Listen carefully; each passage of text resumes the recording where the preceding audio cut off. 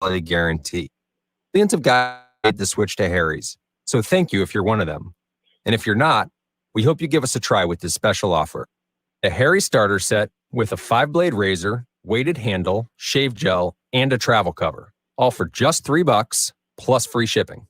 Just go to harrys.com and enter 6677 at checkout. That's harrys.com, code 6677. Enjoy. At AM 1400. In the name of justice and the American way of life. With 60 rounds of freedom. Well, not only do I have my usual 60 rounds of freedom, but I have a real blast from the past on the air with me today. We welcome to the show, after a long hiatus, Bill Horan, originally from the Rockwell City area, and now a snowbird in Arizona. How you doing, Bill? Doing great, Michael. Good to hear your voice. Well, good to hear yours as well, sir. I wish I was where you are rather than where I am now. It's not really by Iowa standards, and you live through plenty of Iowa winters. It's 38 degrees and sunny here, so we even have some snow melting in the area. So as far as January days go, middle of winter, we're not doing bad. But what are you, 85 and dry or what? Well, I think it's supposed to be 73 today, but, you know, there's advantages and disadvantages everywhere. If you spend July and August here, you got to deal with 110-degree weather, so that's not so good. Yeah. I don't want to make this about Arizona, but years and years ago, a high school kid I knew, I was in school with, just moved to Arizona right out of high school. I guess he just wanted to. He was a carpenter, and he was a good one, but when he worked out, but they went to work like at 5 in the morning, and then at 9:30, they took off for the middle of the day and came back around 4 in the summertime months, because it was just too hot to work on roofs and those sorts of things outside in Arizona. I never forgot that. Anyway, Bill Horan is, well, if we did Bill's resume, we'd be out of time real fast, but he's been in many agricultural organizations, and he has spoken personally to the President of the United States, on and on and on. And he is past president, I believe, of the corn growers. Weren't you a president one year, Bill, or a couple of years, or? Yeah. But, you know, it's all of that volunteer work is signs of a misspent life. I don't know about that, man. I don't know about that. Well, anyway, I saw this morning, and of course, I scan various websites to see what pertains to our area. And I saw some information about the RFS standard. Now, I probably said that wrong. What we're talking about here is a renewable fuel standard, and that pertains mainly to ethanol. And if what I know about ethanol and the potential for corn to change our lives and all the different things that corn does in this area as far as the economy is concerned, I learned from Bill Horan. So when I saw that this morning, I immediately thought, well, I'm going to try to get a hold of Bill. I did, and he graciously accepted my invitation to come on the air. So what's going on now with this renewable fuel standard, and why is it happening other than the oil companies are greedy? Well, just to help people understand, the renewable fuel standard was passed by Congress in 2005, a long time ago. And so each year they've increased it, or EPA is supposed to increase it, to blend more and more ethanol into our gasoline supply. Originally, one of the main arguments was it would reduce our use of Arab oil and Venezuelan oil and make us more self-reliant. But lately, the last decade or so, the emphasis has been on the fact that ethanol reduces greenhouse gases, carbon dioxide, pretty dramatically out the tailpipe. So through the years, the reasons for RFS has changed a little bit. But Administrator Wheeler, when he took over the EPA, he's really a friend of the oil companies. And of course, the oil companies have never really appreciated ethanol because 10% of everything that goes through their pump is ethanol and not their petroleum product. So they've never really appreciated the benefits of ethanol, whereas those of us that have been in the industry a long time think that ethanol just makes gasoline better. It enhances their product, and so they should embrace it, but they don't. But here's what happened yesterday. On Administrator Wheeler's out the door, he late last night said, okay, I'm going to grant 3 more waivers. Now, these waivers are in the law that if a refinery can prove that blending ethanol is detrimental to their bottom line, they get a waiver and you don't have to do it. Well, these 3 waivers that he allowed that's the equivalent of 150 million gallons of ethanol that now no longer has to be used in this country. And this is on top of a cut of 110 million gallons earlier. Well, in the year, I think it was in spring or summer of 2020, they allowed other waivers that cut ethanol production by 110 million gallons. So we're talking some serious waivers here. Right. That actually happened in 2018, and he is also saying that the exceptions there will not be denied. It's in court cases, and he's refused to allow the courts to act. So it's a big blow to rural America and to the whole country. Now, what I thought we had settled just a couple of 3 years ago was the agreement that yes, we could have some exemptions, but the president agreed to legalize E15. So yes, the blending requirements per gallon were less, but he was going to increase the amount of ethanol per gallon. And everybody thought, well, that's we can live with that. Let's go that way, and it'll be workable. But in the meantime, the EPA has continued more and more waivers. And the waivers basically are about the fact that some refineries do not have the capability of blending. They have not installed the blending equipment. Now, most refineries have, but some haven't. And the ones that haven't have filed for these exemptions, and in most cases, they get it. Yeah, almost all cases. Trump was a little bit of a disappointment to corn farmers in Iowa and not a friend of our economy, our agricultural economy. He talked a good game, but when it came right down to it, this is what we got. Yeah, that's right. The EPA administrators just have not stood up to the oil industry. And, I knew at one time, I don't remember the number today, but the National Corn Growers Association has 3 lobbyists in Washington, D.C. 3, okay. 3. ConocoPhillips has 70, just one company. I knew that was coming. Yeah. So, and they have a big checkbook. Yeah. Always. To finance campaigns.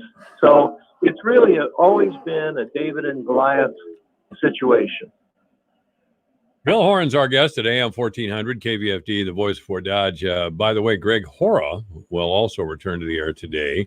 Greg, of course, is past president of both the Webster County pork producers and the Iowa pork producers. It'll be good to talk with Greg again, because it sounds like China may increase their imports of pork. At least their taste for meat is increasing. And by the way, Bill has talked often over the years.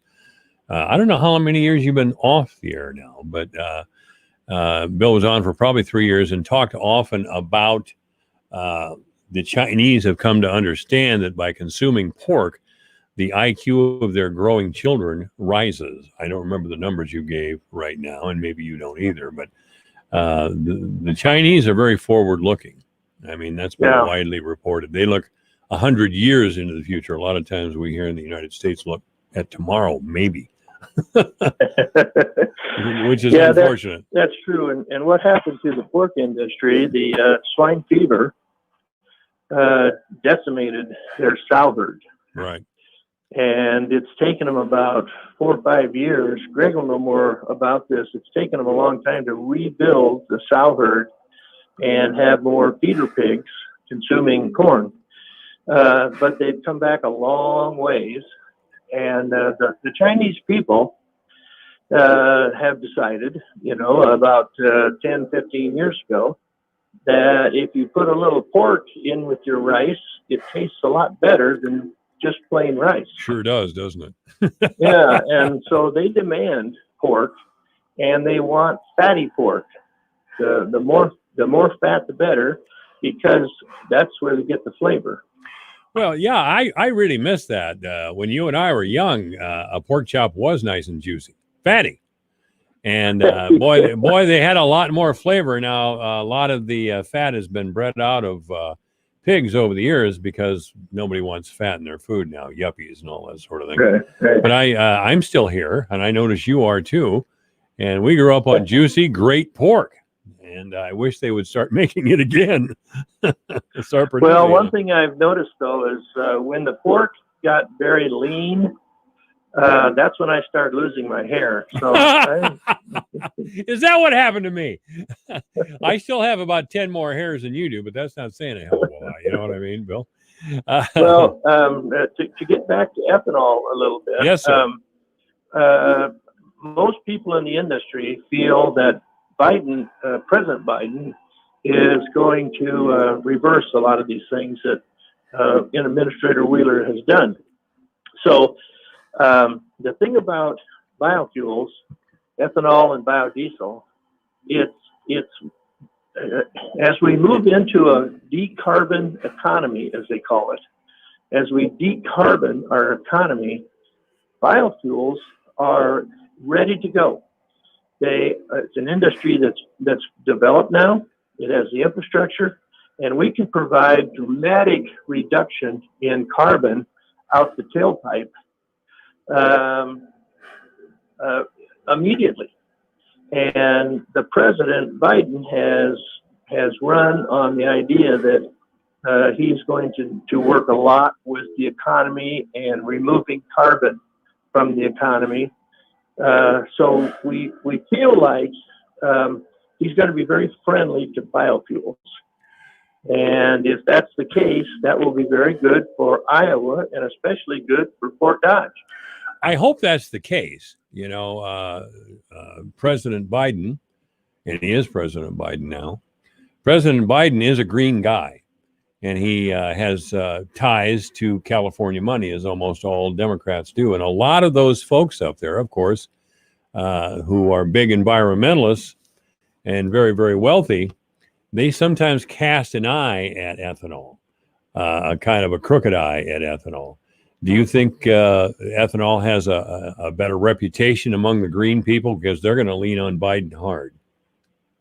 The energy people in almost every administration understand the advantages of biofuels.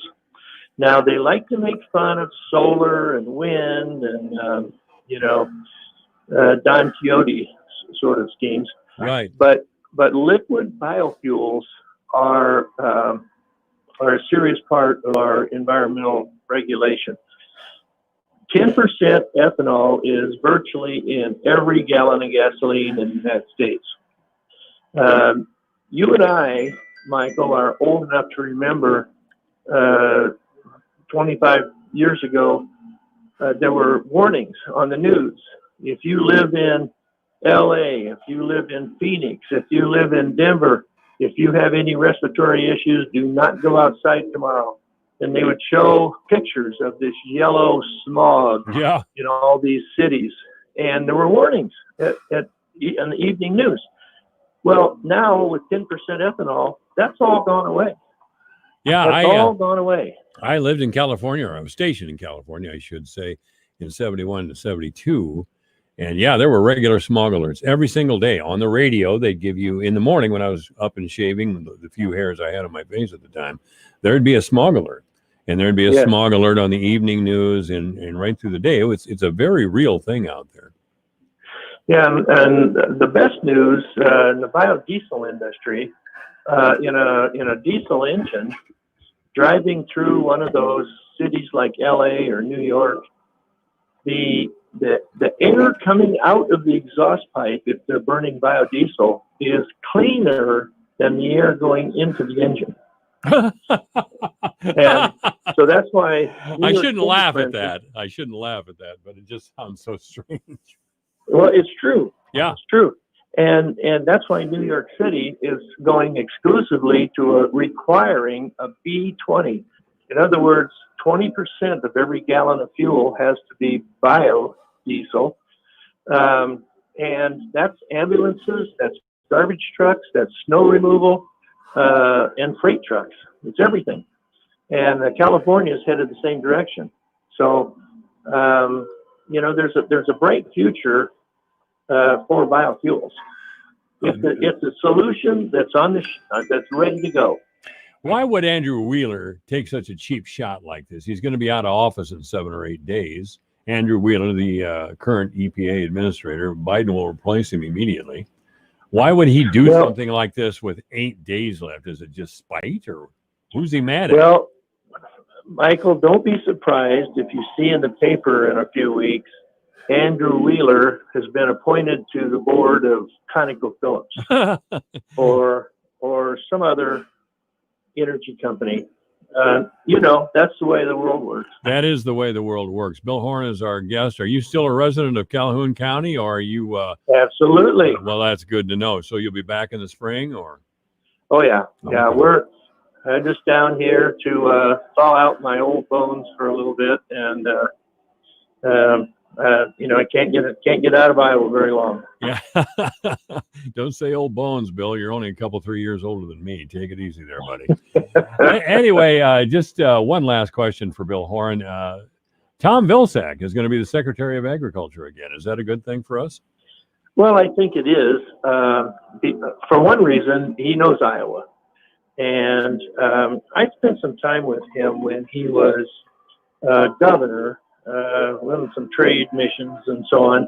And he's a very thoughtful, studious guy. He doesn't have an agriculture background per se. He always said his main background in agriculture was working on helping farmers in the 80s with their collapse of their farms. Oh, geez. But I think his heart's in the right place. Mm-hmm. And he is a moderate. And he worked well in the Iowa legislature when he was a senator. Yeah. So we'll see. We'll see. Just one last. It could have been much worse. I suppose it could have. We had just one last thing to follow up on the political angle. We all had high hopes when Governor Branstad became Ambassador Branstad, but we all got excited, and then we never heard from him again. Was that just a ploy by the Trump administration to say, "Here, I'm going to put this guy in a very important place, then I'm going to ignore him," or what happened there? Do you know? Well, it's interesting. In fact, I just got a little greeting from him just last week. He,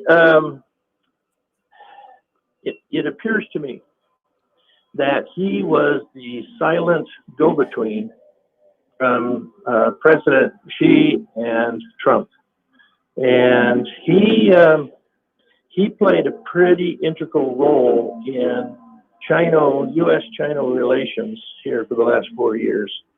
So I think, there'll be more come out as time goes by.